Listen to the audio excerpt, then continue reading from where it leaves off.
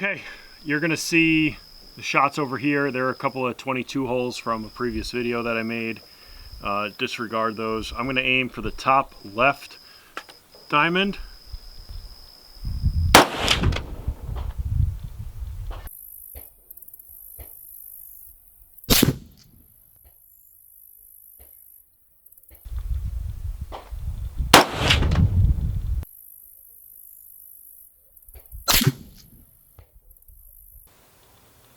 Wow, those are so far off of my zero.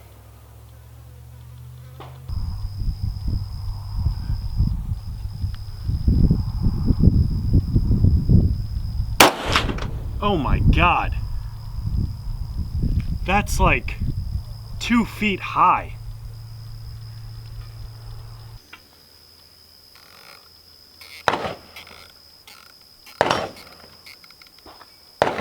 Yes, there is.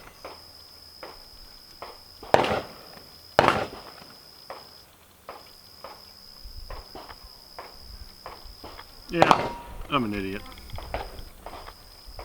Hey everybody, welcome back to the channel. Kind of an important learning educational video for you today. I went out to the range this past weekend and I wanted to try the True Velocity 308 ammo. It's pretty neat stuff. It's definitely lighter than your traditional 308 with a brass casing, but I was putting rounds through the chronograph and I really wanted to make sure that I wasn't hitting the chronograph, and I saw the rounds splashing at the top of the berm and I thought it was weird, and I didn't think much of it because I was paying attention to the speeds, but I knew that something was off.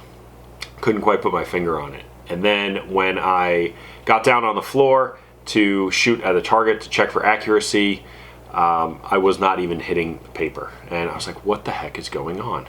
And then it finally dawned on me.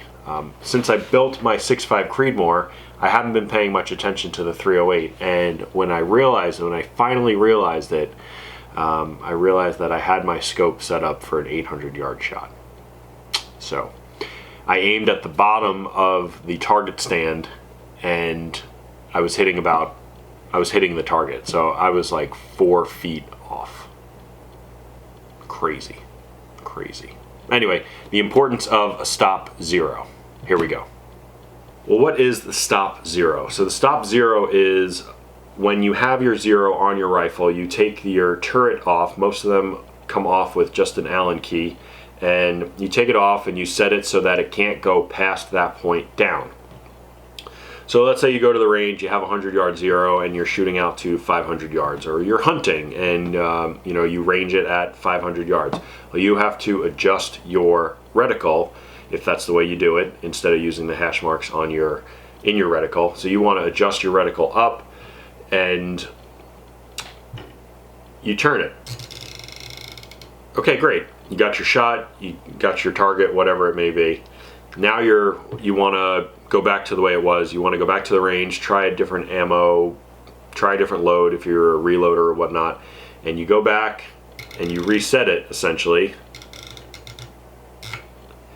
and it clicks down, and that is back at your zero, at your 100-yard zero or 200-yard zero. And that is something that I didn't do, so I was shooting like 4 feet high, 5 feet high. I mean, I couldn't believe what was happening until I realized why it was happening, and the last time I shot it was 800 yards. So something that I wanted to do, something that I knew about with the stop zero, but something that I just didn't do.